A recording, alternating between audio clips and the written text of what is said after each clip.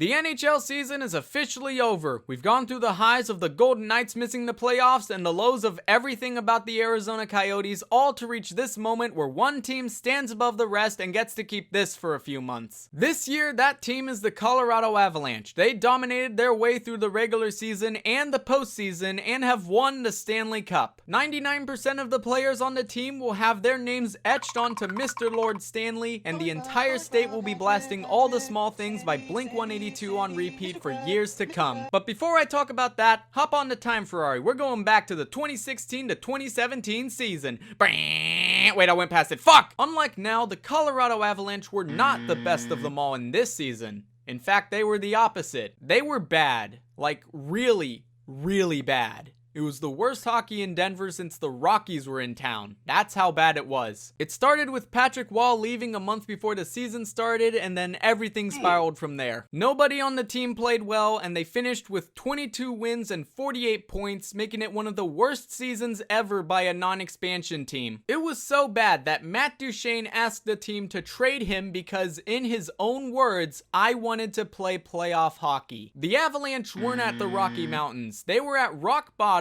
and since in the offseason they didn't do shit, there was basically no hope for the near future. Yet somehow, despite having that nightmare of a season, despite keeping most of the players from that season, despite keeping the head coach and GM from that season, they made it to the playoffs the very next year. And then, only a couple seasons later, they had become one of the best teams in the entire league. Wait, what? Is this a joke? Am I being pranked? Am I hallucinating? Am I even watching hockey? Does hockey even exist? Do I exist? Does anyone exist? Am I alone? There is no way the Colorado Avalanche had such a massive transformation in quality in only a few years. It's like if some guy was only wearing a trash bag that was ripped up and covered in shit, went to the bathroom, and came out wearing Louis Vuitton. Well, guess what? You're gonna have to shit your mom's pants or something, because the Avalanche did just that. Anyways, back to the present. The Avalanche got a cup. That's pretty cool, but in order to do that, they need good players. Great players even. And boy oh boy McBoyson, they've got tons of those, and one of them is Nathan MacKinnon. If you even think of calling this guy Nathan Midkinnon, then I must ask you to touch a remote, turn on your TV, watch him play hockey. You will realize how wrong you were to call him that. Just kidding, I'm asking you to touch grass! Despite being one of the players on that season that shall not be named, it has not stopped him from becoming one of the best in NHL right now. He's a fucking beast. Oh, what's that? Your favorite hockey team has great defense? Well, guess what? Nathan MacKinnon turned that defense into D's nuts. Sorry, not sorry, you kinda deserved it. And his speed, oh boy, his speed. He could outrun, or well, outskate. He could outskate Sonic, Metal Sonic, Ugly Sonic, Sonic.exe, and Sonichu all in one race at the same time.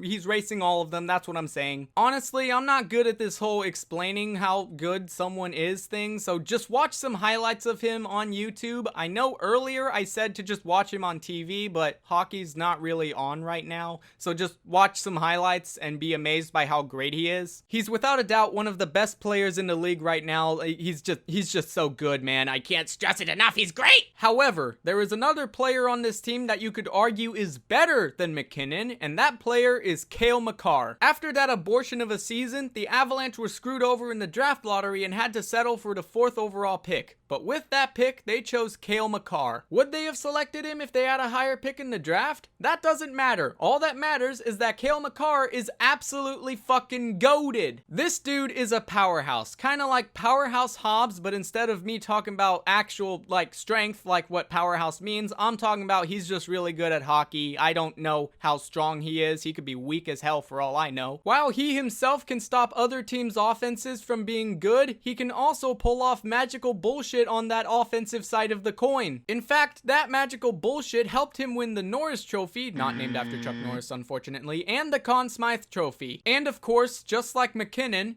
he's fast as fuck, boy! Of course, I don't know how the rest of his career will turn out because I'm not a time traveler, Ignore that bit I did earlier with the time Ferrari, please. But I'm confident that by the time Cale Makar retires, he will be regarded as one of the all-time greats in hockey. And of course, the team has more great players than that. Gabriel Landeskog, he's the captain. Mikko Rantanen, he's the team's point leader. Darcy Kemper, he's the goalie. Nazem Kadri, he's the owner of the St. Louis Blues. Yada yada, list goes on and on and on. But I won't be going in depth with those like with McKinnon and Makar, because in my opinion, these two were the crucial pieces for this cup win, and also the video's already 5 minutes long, come on. So just take my word on it, those other guys, they're also really good. Now that we've got the players out of the way, let's actually go into the Avalanche's journey through the postseason and see what obstacles they had to face to win this cup. Spoiler alert, there wasn't many, they kind of steamrolled through the competition. But first, I should mention that while at this point the Avalanche have become constant ass kickers of the regular season, the same cannot be said for the postseason. The last time they made it to the third round was 20 years ago, and in this window, they had failed to make it there 3 times now. First, in 2019, they lost to the Sharks in 7 games, and then in 2020, they lost to the Stars in 7 games, and finally, in 2021, they lost to the Golden Knights in, you guessed it, 7 games. Ha, pranked you, it was 6 games that time, loser. Sure, they may have made it past the first round, unlike a certain team, but with these playoff disappointments racking up and up, they're beginning to look more and more like the new Washington Capitals. So if they fail to make it past the second round this season, their credibility as a legitimate Stanley Cup contender will be put into question. This year is crucial. But before they worry about that, they gotta do 2 things first. 1, don't win the President's Trophy, because recently that trophy seems to have been cursed. So instead of winning the trophy, the Avalanche finished with a comfortable second best and let the Florida Panthers win the trophy instead. And wouldn't you guess it, the curse struck again. 2, beat their first round opponent, the Nashville Predators.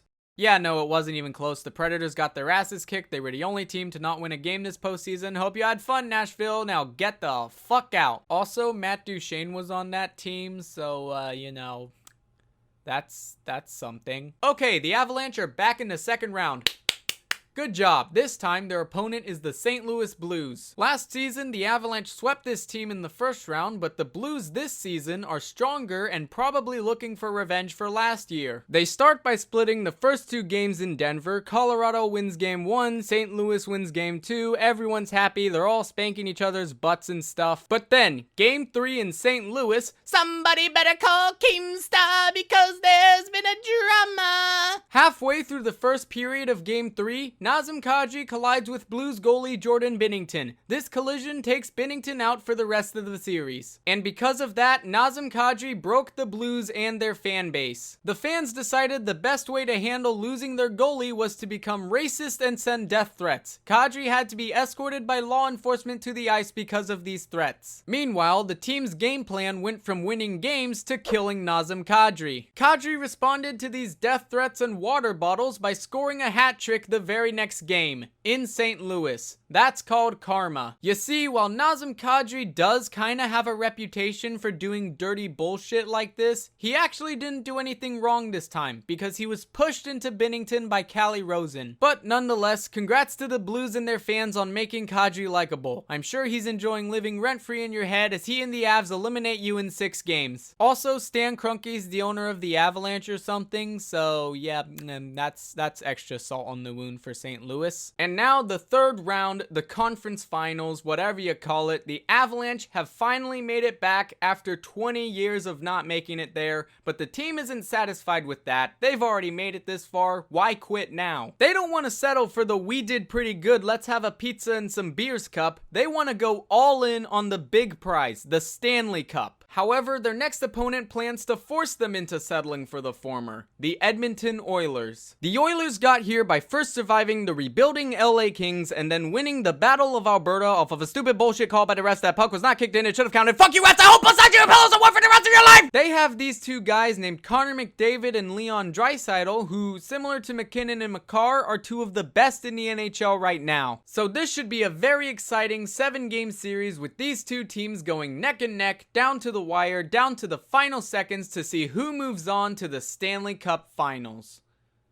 But here's the thing, the Avalanche have Nathan MacKinnon, Cale Makar, and many other great players. The Oilers only have McDavid and Draisaitl. Everyone else sucks dick. Well, Evander Kane kinda kicked the Flames' ass in that Battle of Alberta, so I guess he's good too, I guess. And then there is the Oilers goalie. Mike Smith is an enigma. If a quintillion pucks were zooming straight to the net at various different angles and altitudes at supersonic speed all at the same time, Mike Smith would easily stop every single one of them. Yet he would be unable to stop the one puck that was slowly oozing past the goal line at a snail's pace. Obviously not literally, but you get what I'm saying. He's good, but he's also bad. So the Avs make quick work of the Oilers, getting their second sweep of the postseason, and Arturi Lehkonen scores the series-winning goal in overtime to send the team to the Stanley Cup Finals. Wait, why does that last part sound familiar? The Colorado Avalanche have made it. They are here at the cream of the crop, the Kris Kringle, the Stanley Cup, and they are one series win away from getting touchy and personal with Mr. Stanley in bed. Their final opponent, however, is probably, definitely the toughest of them all. The Tampa Bay Lightning. They won the Stanley Cup the past 2 seasons, and this season, they are looking to become the first team to three-peat since the New York Islanders in the 80s. Steven Stamkos, Braden Point, Nikita Kucherov, Victor Hedman, and, of course, their unstoppable goalie, Andrei Vasilevsky. Take all of these guys, sprinkle in a few other good players here and there, and, of course, put a Pat Maroon on top, and you get a team that hasn't lost a playoff series since 2019. And boy, what an embarrassing loss that was. So that is the finals matchup. The Tampa Bay Lightning versus the Colorado Avalanche. The team to beat versus the team that can't be beat. It is a true David versus Goliath matchup if David was also a Goliath. Now originally, my plan was to do a quick rundown of every game in this series, but 2 problems. 1, this video is already long as fuck. And 2, it is July 2nd as I'm recording this. I am way behind schedule, and at this rate, it would be a Minneapolis miracle if I get this video out by the 4th of July.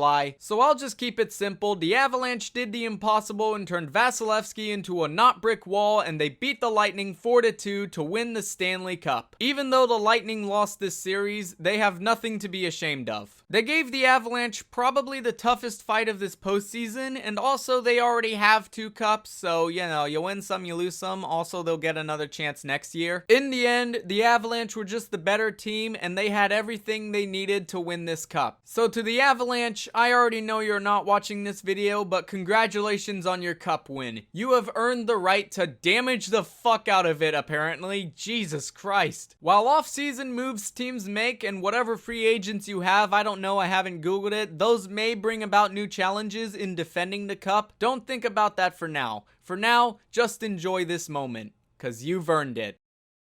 And also, couldn't you have just let the finals go to 7 games? We've only had 2 of those since 2010. We need more!